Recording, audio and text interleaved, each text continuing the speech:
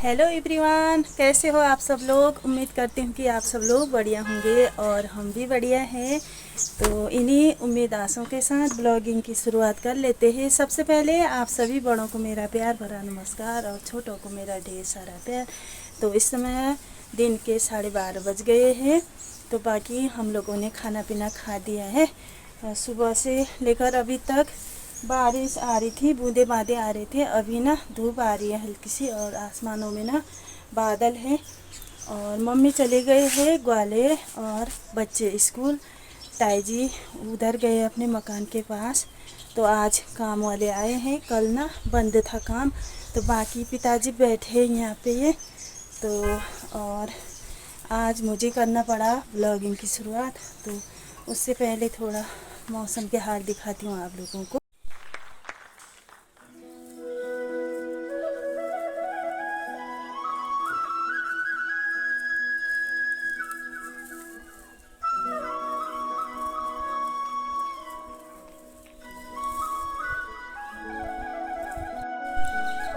कल के ना कपड़े जो धोए हुए थे वो सूखे नहीं हैं। कल दिन भर बारिश, आज भी अभी आई है हल्की सी धूप। तो एक ही दिन में ना बारिश से हम लोग परेशान हो गए हैं। धूप ना इतने दिन तक थी तो कुछ नहीं हुआ, बारिश से हम 2 ही दिन में परेशान हो गए। तो बाकी पिताजी बोल रहे हैं आज मैं बहुत अच्छी सी कहानी सुनाऊंगा। तो ऐसे बैठे थे पिताजी और मैं धूप में। तो पिताजी बोल रहे हैं बहुत अच्छी बात बताऊंगा, आप लोगों के साथ शेयर करूंगा। तो आज मैं ना पहली बार सेल्फी स्टिक से वीडियो बना रही हूँ और इसमें माइक भी है, माइक लगा रखा है। तो मैं पहली बार बना रही हूँ। तो कैसी बनती है वीडियो और कैसी आती है आवाज़। तो पिताजी ना दूर होते हैं, आवाज़ नहीं आती। तो मैं माइक भी लाई हूँ, माइक से बोलेंगे पिताजी आप लोगों के साथ जो भी कहानी है, जो भी उनके पास ज्ञान की बातें हो शेयर करते हैं। तो आप लोग भी बने रहे कंटिन्यू। अब एक छोटी सी कहानी बताता हूँ। एक जैसे आप सबको ही पता है कि वाल्मीकि ऋषि महामुनि कैसे बने, इनके बारे में बताता हूँ। वैसे सभी जानते हैं वाल्मीकि ने उतनी बड़ी रामायण लिखी थी। ये पहले जो है बचपन में बहुत ही चोर डाकू थे। ये बचपन में क्या जवानी तक इन्होंने चोरी डाकू की।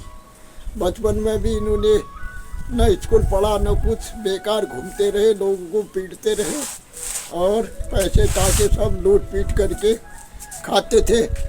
फिर जवान हो गए, ये जंगल में छिपे रहते थे। इधर उधर से लोग आया जाया करते थे तो ये उनमें डाका डालते थे। उनका सारा पैसा रुपया लेके भाग जाते थे। तो धीरे धीरे होते होते ये असली जवानी में पहुँचे। तो एक दिन ये वहीं जंगल में छिपे थे। तो उधर से 3 ब्राह्मण लोग आए, अपनी जजबानी से थोड़ा बहुत कमा के कुछ लाए थे। तो आए तो उन्होंने उनको पकड़ लिया, डाका डाला उनमें। उन्होंने कहा कि ठीक है बेटा, जो ये तू पाप कर रहा है इसका पुण्य तो फल जो है कौन भोगेगा। क्यों करता है तू ऐसा काम, चोरी डाकू।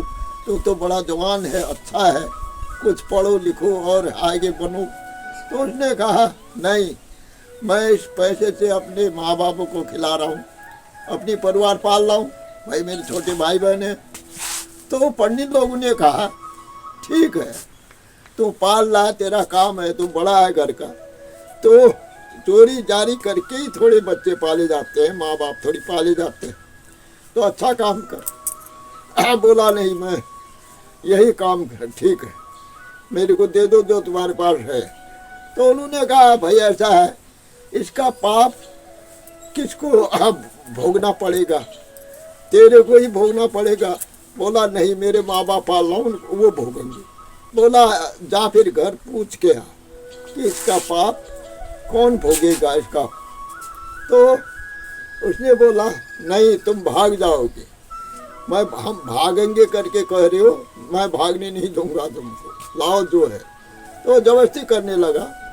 तो पंडित लोगों ने कहा कि ठीक है, ये हमारे पास धोतियां हैं, इनसे जो है हमको तो पेड़ में बांध दे, जब तू घर से आएगा तब हमको खोलना। बोला हाँ ये तो ठीक है। तो उसने उनकी धोतियों को से उन तीनों ब्राह्मणों को पेड़ में बांध दिया और सीधा घर चले आया। घर आके उसने बाप को पूछा, पिताजी जो मैं चोरी डाकू करके ला रहा हूँ, आप लोगों को खिला रहा हूँ, उसका फल कौन भोगेगा? बाप ने बोला बेटा तू तेरे को इसलिए हमने जन्म दिया, पाला पोसा बड़ा किया है, अब तो हमको पालेगा, चाहे चोरी कर डाकू कर कैसे ही कर, इसका फल भी तू ही भोगेगा। हम क्यों भोगे? वो तो तेरा कर्तव्य हमको पालने का। तो फिर अपनी माँ को पूछा, माँ ने भी यही कहा। भाई बहनों ने कहा, बोला भाई तुम बड़े हो हम छोटे हैं, लाओ खिलाओ हमको, कैसे भी पुण्य पाप तुम्हारे सिर में। तो वो बेचारा आए फिर अब उन्होंने जो है पंडित लोगों को खोल दिया और हाथ पैर जोड़ के उनसे माफी मांगी। अब पंडित लोगों ने कहा भी ठीक है, अब तुमको ज्ञान आ गया है, तुम ऐसा करो, राम नाम जपते रहो, तुमको तुम्हारा बेड़ा पार हो जाएगा। आज तक की जो भी गलतियां हैं, जो भी तुमने किया है, सब माफ हो जाएगा। तो वाल्मीकि जी पेड़ के छाए में बैठ के राम राम जपने लगे। जपते जपते जपते बहुत साल हो गए, तो उसका उल्टा हो गया, मरा हो गया।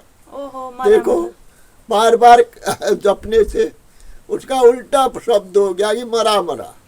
अब मरा ही जपते रहे हो, जपते जपते जपते जपते वर्षों बीत गए, मरा ही रहे हो। तो दीमक होता है, दीमक ने जो है अपना घोंसला बना दिया उनके शरीर में। अच्छा। पूरा दीमक ने, सिर्फ 2 आंखें बची थी। तो एक दिन एक ग्वाले लोग आए, उन्होंने कहा इस दीमक के घर के अंदर से रोशनी आ रही है करके एक आंख खोद दी, एक आंख फोड़ दी, एक ने दूसरी फोड़ दी, फिर भी वह अंधे बने रहे, अंदर ही रहे। तो होते होते उसके बाद भगवान ने उनको दर्शन दिए। तो बोला शाबाश, तुम बहुत वो हो, तुमने भक्ति बहुत अच्छी की है, क्या चाहती हो? तो उन्होंने बोला अब मैं क्या चाहूँ, तो राम नाम ही मैं जपता रहा, मरा हो गया। अब जो है भगवान मुझे आपके दर्शन भी मिल गए, अब कुछ नहीं चाहिए मुझे, मैं सुखी रहूं, मैं घूमता रहूं, आपको कभी न भूलूं और आपके गुण गाता रहूं। तो उन्होंने कहा जाओ फिर, तुमको विद्या देता हूँ, सब कुछ देता हूँ, अपने नदी के किनारे बैठ के या जंगल में ऐसी झोपड़ी बना लो, उसमें बैठ के सुंदर रामायण लिखो। आज से अब त्रेता युग में, त्रेता युग की बात है, भगवान राम जो है पैदा होने वाले अयोध्या में, तुम रामायण लिखो, 7 कांड पूरी करो। उसका ज्ञान दे दिया, मतलब कैसे भगवान पैदा हुए, माँ बाप कौन थे, क्या थे, उनकी पत्नी का नाम सीता कैसे हुआ और कहाँ के रहने वाले, पूरा बता के भगवान अंतर ध्यान हो गए। तो देखो उस वाल्मीकि ने उतनी चोरी डकैती करने के बाद भी एक मरा शब्द लेकर भगवान का उल्टा शब्द जपते जपते जपते, देखो उतनी बड़ी संस्कृत में रामायण लिखी, जिस रामायण को शायद वर्षों लगे होंगे लिखने में, भोज पत्र में लिखा उस समय, और था ही क्या, पेड़ की छालों में लिखा गया वो रामायण। अच्छा। पूरी रामायण 7 कांड लिख दिया, तब जाके राम पैदा हुए अयोध्या में। अच्छा। उतनी पहले घटना तो उन्होंने पहले लिख दी है। कितने बड़े ज्ञानी बने थे वो, साक्षात भगवान ने दर्शन देके उनको बुद्धि दे दी, उसके बाद उन्होंने लव कुश कांड लिखा। तो होते होते सीता जी भी वही वनवास होता है जब, तब लव कुश भी वही पैदा होते हैं। ये है भाई, उल्टा जपने से भी इतना फल मिला, इतने बड़े बने वो। आज देखो संसार में सभी उल्टे ही नाम भी नहीं लेते हो, उल्टा तो नहीं रहा। तो ऐसा है, सब लोग जो है अपना ध्यान लगाए, भगवान के पूजा पाठ करते रहो। जय श्री सरकार। आप लोग भी बड़े प्रेम के साथ भगवान का ध्यान करो, भक्ति करो भाई। ये तो कलयुग है, यहाँ तो पापी पाप ज़्यादा होते हैं। कोई धर्म करो, आगे का अपना भविष्य सुधारो, बाल बच्चों को सही शिक्षा दो, घर में शाम को जो है बाहर बच्चे को आरती के लिए बिठाओ, अपना भी हाथ पैर धोके करो। ये तो कलिकाल है, इसमें तो भगवान का ही स्मरण ज़्यादा बताया गया है। और जो अच्छे प्रेम से अपने ध्यान से 5 मिनट भी भगवान का नाम लेगा, उसका बेड़ा पार होगा भाई लोगों। मैं इतना ही मैं कहना चाहता हूँ। धन्यवाद। तो यूट्यूब फैमिली, पिताजी ने एक छोटी सी सच्ची कहानी बताई है, तो आप लोगों को कैसी लगी, अच्छी लगी तो कमेंट करके ज़रूर बताइएगा। और मिलते हैं आप लोगों को नए दिन नए वीडियो के साथ। आप लोग स्वस्थ रहे और मस्त रहे, अपना ख्याल रखिए। Bye bye. जय देवभूमि, जय उत्तराखंड।